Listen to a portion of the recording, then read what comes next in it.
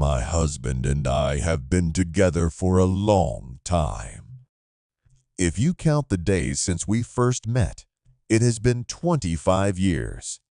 We met when I went to college. During my freshman year, we went to a dance with the girls, and just that day, he came back from the army, looking very handsome in his military uniform, tanned with a brilliant smile. He and his friends came up to us, and I remember how he looked like a Greek god, every inch of his muscular, slender, and charming figure. It was hard not to fall in love with him. I wasn't bad myself then, beautiful, always fashionably dressed, and in great shape. I played volleyball for my high school team, and when I went to college, I joined a fitness class with a classmate. So many years have passed since then. Time changes people. He especially changed after we got married. That youthful glow is long gone.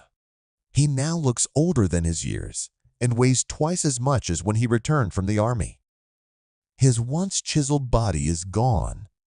He's rounder, slouching, and has lost all interest in the activities he used to love. He's even gone bald, and for some reason, he persists in combing out his few remaining balding hairs. As for me, I haven't changed much.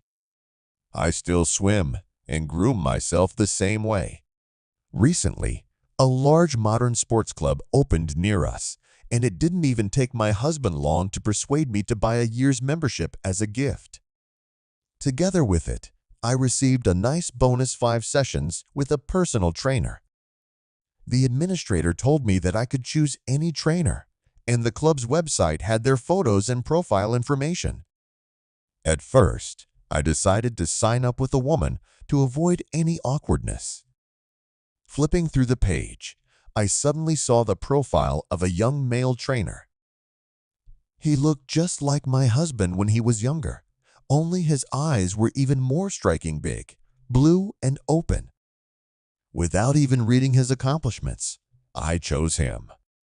The appointed day came, and I was a little nervous. He smiled and in a velvety voice said, "With a figure like yours, you should be on our coaching staff." I almost melted at that compliment. The female administrator, either out of envy or jealousy, slyly said, "Don't mind him. He says that to everyone." The coach smiled, gently put his hand on my shoulder and said, "She's just upset because she'll never be able to compete with you." We decided to start with a class in a small yoga room to assess my body's capabilities and find the right intensity of exercise. When we started, a few people came into the room, so we closed the door to avoid distractions. Throughout the class, he praised me and helped me correct my form. As I stretched, he hovered over me to get my hip in the correct position.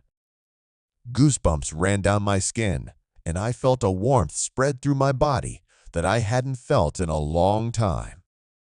I couldn't resist running my hand over his bicep.